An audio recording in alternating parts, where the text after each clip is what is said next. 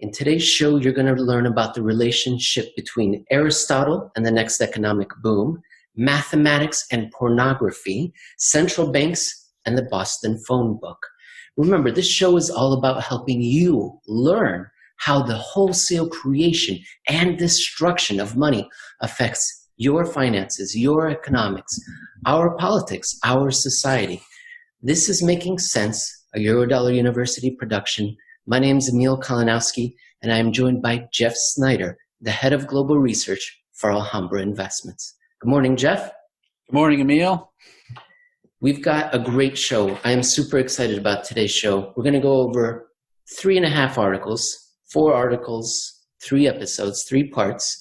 And we're going to start off with a blog post that you posted to the Alhambra Investments website on August 7th. And it is currently the leader in the clubhouse for longest title of your career. Here it is. Quote, "Was Aristotle an idiot?"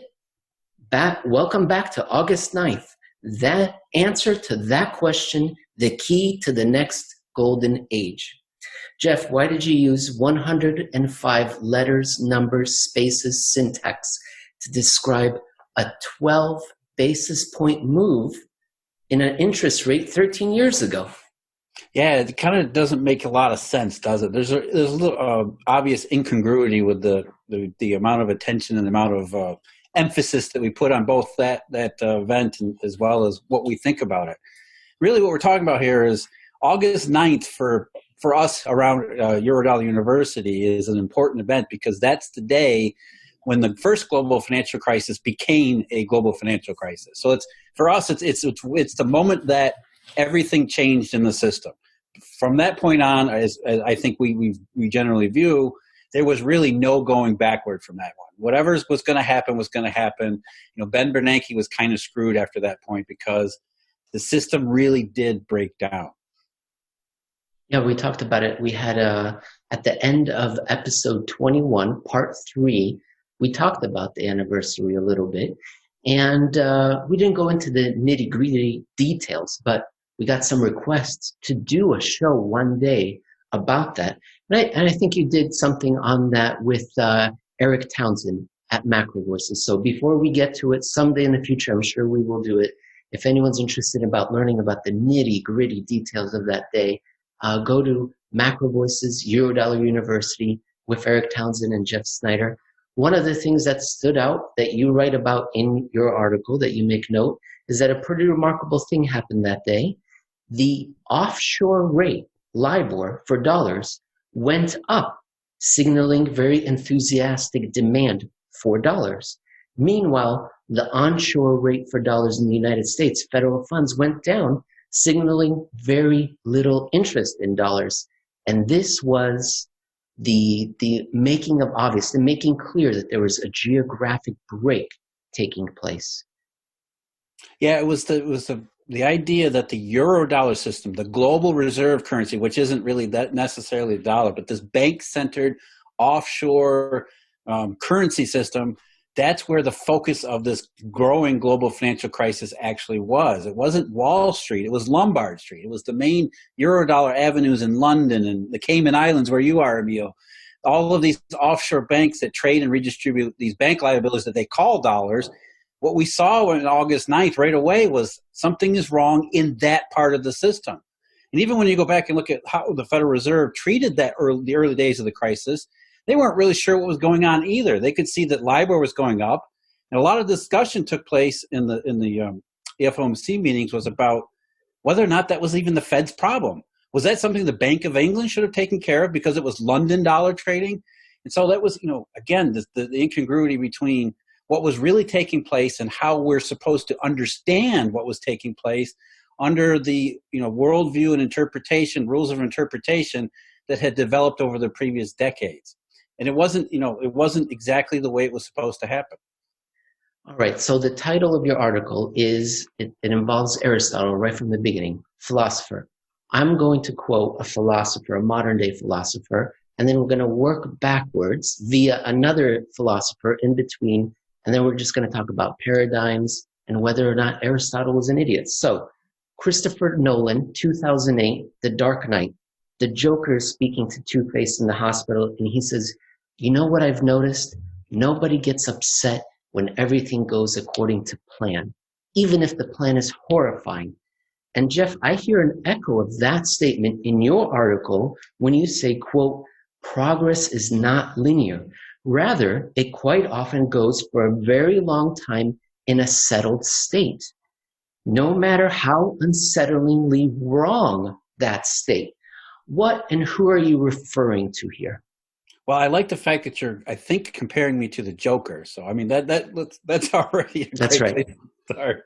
But no, what we're really saying here is that we like the fact that things seem to be predictable, that we understand, we like to believe, or at least fool ourselves into believing that we understand enough about the world that we can live in it relatively risk-free, relatively pain-free, that we understand enough about what is really a very, very complex system that we don't have to worry about how complex and how, oftentimes horrifying it can be. So long as we think that we're in this bubble where we understand everything, we're okay living in the bubble, even though a lot of times we can see how, it's not really going the way we thought it would, but at least we think it's going that way. So there must be something evolutionary in humans where we really go into these periods of self-delusion. And it takes a lot for us to get out of them.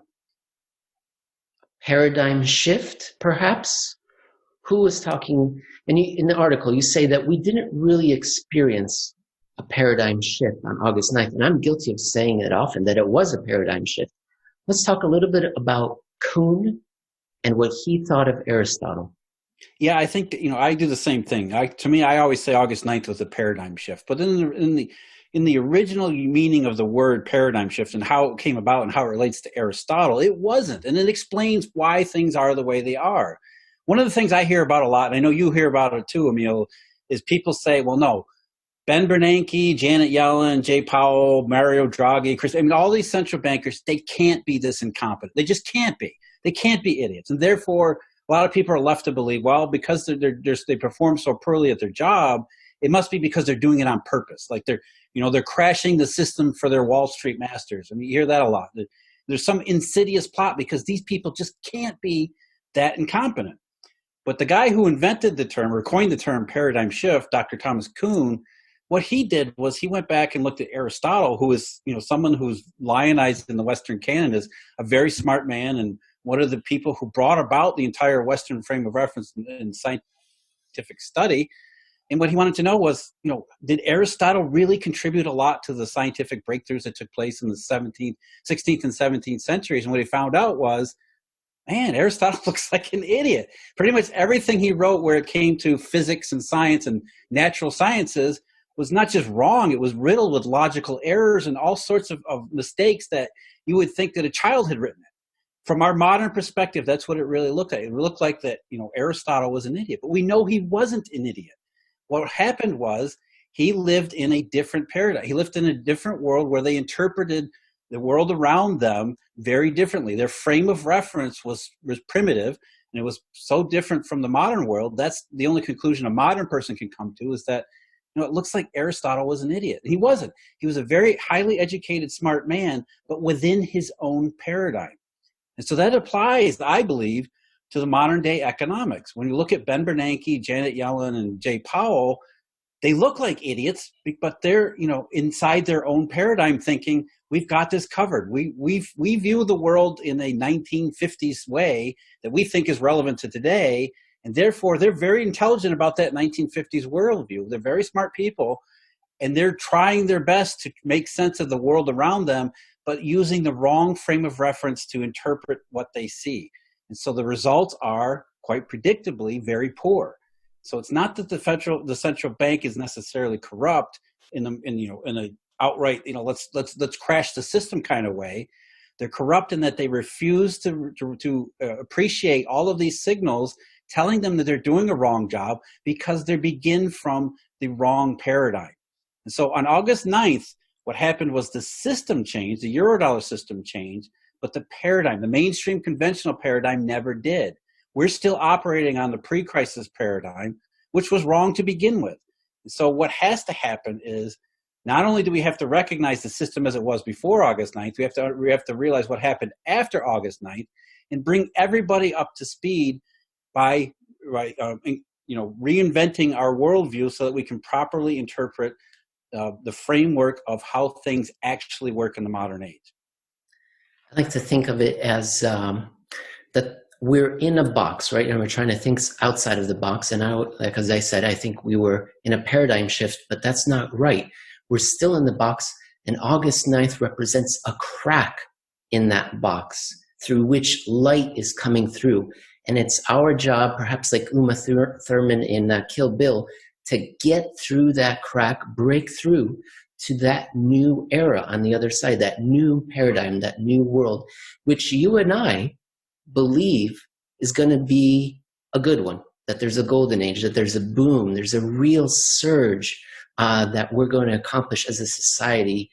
And that's what we talked about at the end of our last discussion on August 9th. And let's just do it again. That's how you ended your article. Let's end this part of the show just talking about your optimism about the future. Yeah, and I think, another, if we're going to go back into Greek philosophers, Socrates' parable of the cave, I think, is a good one too. Because what it says, if you're familiar with Plato's Republic, is essentially that, people who are in this previous paradigm looking, chained up in the cave, and they can't get outside the cave. They see the outside world only through the shadows it projects on the wall of the cave. And therefore they believe those shadows are real, and they try to interpret, these shadows as something in their own frame of reference. But when they get outside of the cave, which is supposed to represent true knowledge, or what Thomas Kuhn would say is a paradigm shift, you start to realize why they're interpreting things as shadows on the wall, and how that is inappropriate to describe the actual world. And so what we're saying is, if economics, and especially central banks, can break free from those chains, get outside the cave into real knowledge of the world around it, especially where it relates to the monetary system and how it actually works. And what is the bond market really telling you? Well, for J. Powell, they're nothing more than shadows on the wall of the cave. They can't really understand what the bond market signals are because they're still stuck in the cave. And once they get outside the cave and realize that they've been doing things wrong all this time, hopefully what that leads to is some kind of realistic reform, reasonable reform that gets to a monetary system that is stable. And once we have a stable monetary system, a stable financial system, that will then unleash what I think we both agree will be a golden age, a real economic boom, the likes of which we haven't seen in generations, because we're already 13 years and counting, and probably going back a little bit before then, on growth, economic growth that's been missing, and economic growth that was probably to characterize it as the Austrians do, malinvested. So we had, quite a long period of, growth, but bad growth, and then no growth. So there's a lot of pent up energy, if you want to put it that way, a lot of pent up demand and a lot of pent up supply side issues that can be taken advantage of, innovations, things like that they've gone by the wayside during this, what you call silent depression. Those things are ready to be unleashed once we get it right. And I think the key to getting it right is to get outside of the cave, to break the paradigm, to understand the world as it actually is, not as they thought it existed 50, 60 years ago. Jeff, we've talked about Aristotle. You just brought up Socrates. Before we went on the air, we were talking about the German school of thought. Just on a personal basis, can you name what your favorite philosophical work might be? It can do with economics. It doesn't have to. Just a particular text that really speaks to you.